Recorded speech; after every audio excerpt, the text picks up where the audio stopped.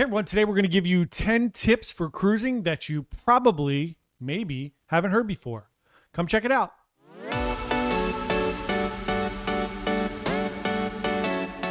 Hi everyone, John here from Bite Size Cruises. Welcome back to our channel. If it's your first time checking us out, it's just a small travel agency. We try to give you the best information about cruising so that you can go on an amazing cruise vacation. If you like this video, we'd love for you to like and subscribe to our channel and come along with us on this journey. Today, we're going to try to give you 10 obscure tips that maybe you haven't heard of yet, or maybe you just haven't paid attention or you forgot or whatever it is. We're just going to give you 10 tips for cruising. So tip number one, this is going to be a little bit obscure, is there are no dentists aboard cruise ships. There's a lot of things. There's a doctor. There's people that can help you with all different things. There is no dentist. And obviously for legal reasons, they cannot help you with dental issues because they are not dentists. So we really recommend you bring some type of a dental kit on board with you, even if it's just something to help you patch something up quickly or put a crown back in, anything that you could do to kind of get you to be held over until you get to the next port or until you get home. It's really important. You don't want to be in pain. You don't want to be missing a crown or lose it for any reason. So you can get a little dental pack. They have like the little Dentec kits for under $10 or like a full little dentist kit that you could bring for like 15 or 20 bucks. It may save you a lot of frustration and aggravation on your cruise. Number two, there is a laundry list of things that you cannot bring on the cruise ship. This varies by cruise line. Most of them are pretty similar. Obviously, you can't bring guns or knives or torches, drones, things like that. But there are some things that you can bring and some things that you can't bring.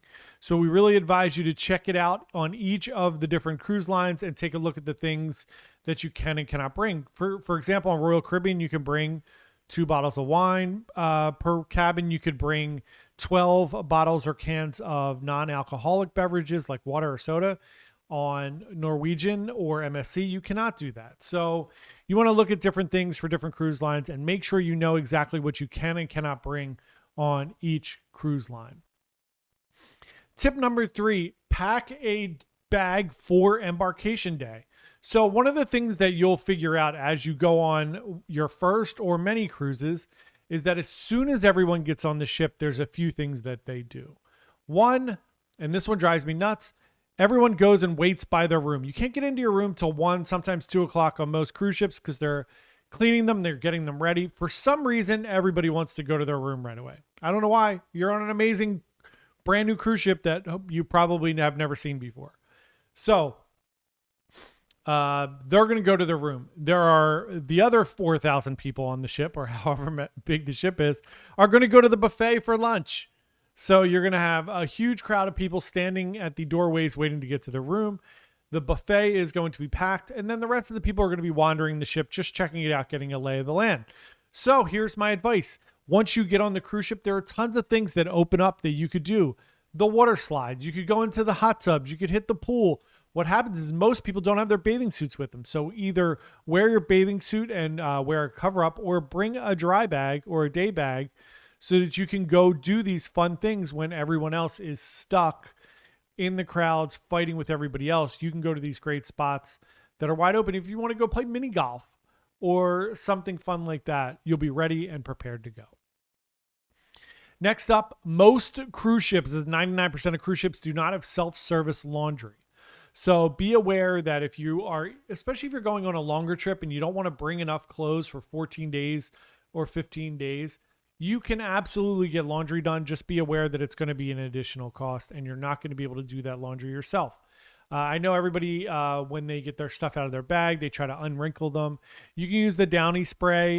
You could put your clothes, you could hang them up over the shower, turn the shower on for a little bit, try to get some of the steam to get your clothes unwrinkled, but you do not have like a laundromat where you could just go and do your laundry or get wrinkles out, stuff like that. Wet them, throw them in the dryer, you know? So next tip is bring a jacket or a sweater, no matter where you're going. I can't tell you how many times I've gone out of Miami in the Caribbean and it was cold at night. or you go to the theater and it's really chilly in the theater, or if you're on Royal Caribbean, you go to see an ice show, it's freezing in the ice rink. So bring a jacket or a sweater just so that you can kind of keep yourself warm, and just tuck it in your bag there. It's always nice to be prepared. Next up is if you wear glasses, make sure you bring backup glasses. It's not easy to get prescription glasses in the middle of the ocean. So obviously reading glasses are pretty simple. You could get them at a drugstore or your local, Walgreens or CVS or whatever. They have the reading glasses you can get for like $20. You can always grab a pair of those and throw them in. But more importantly, if you really do need glasses, maybe get a pair of contacts or a backup pair of glasses to bring with you just in case something happens. Next up, take a picture of your luggage and your luggage tags. Here's what happens. There are 5,000, 6,000 people on some cruise ships getting on. Luggage invariably will get lost. You don't want to get upset and frustrated. Yes, here's a good thing you could do. You can use AirTags. You can put an AirTag in it. It'll take you right to your bag from your phone. But if you want to go a little more low tech, you can just take a picture of your bag and your luggage tags so that if they do get lost, you can give that to guest services and say, hey, I have a picture here on my phone. I could send it to you. This is what my luggage looks like. They can go out and look for it. They can ask people if they've seen it. You can ask people if they've seen it. You can walk around and look for it. That way you're a little more prepared just in case things go wrong. Next up, create a phone lock screen just in case you lose your phone. Now, there are some nice people in the world that will return your phone if you find it. Some people will steal your phone, they'll reformat it, and you'll never see it again. However, let's hope that we see the best in people. If you create a lock screen on your phone so that when you touch it and it lights up, maybe it has your cabin number on it or your phone number on it or the name and number of somebody you're cruising with, because obviously you're not going to have your phone so they can't call you, but at least call your room or so that they know who you are and where to find you. It's a good idea. It may not work all the time, but if somebody sees it, they might feel bad and they might turn in your phone. So that's a good one. Next up is bring a dry bag for your excursions. It's good to have like a duffel bag or some type of like a rucksack that's secure, just in case there's, you're in somewhere where there's pickpockets or anybody, you don't want people stealing your stuff and you're going to have like your documents and money and different things.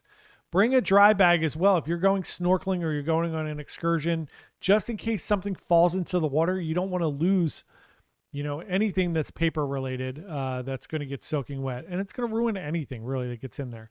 Even your passport's going to come out worse for the wear if it falls into the ocean. So get a dry bag. Get something that is secure and safe that won't get wet so you don't have to worry about it. And then last but not least, my recommendation is here's a tip that maybe you won't get a lot. Don't get upset about little things. The cruise lines are amazing. Guest services is amazing. Everyone on board that ship is trying really hard to make sure you have a great time. So if something does go wrong, don't sweat it. Treat people with respect, treat people really nice, and you'll get a much better outcome than you would by yelling or screaming at guest services or demanding things. Just try to understand that they go through this every week. They understand that there's problems. They're going to try to help you to the best of their ability. And you're better off not making a huge scene. Go enjoy yourself. You're on vacation. It's an amazing cruise experience.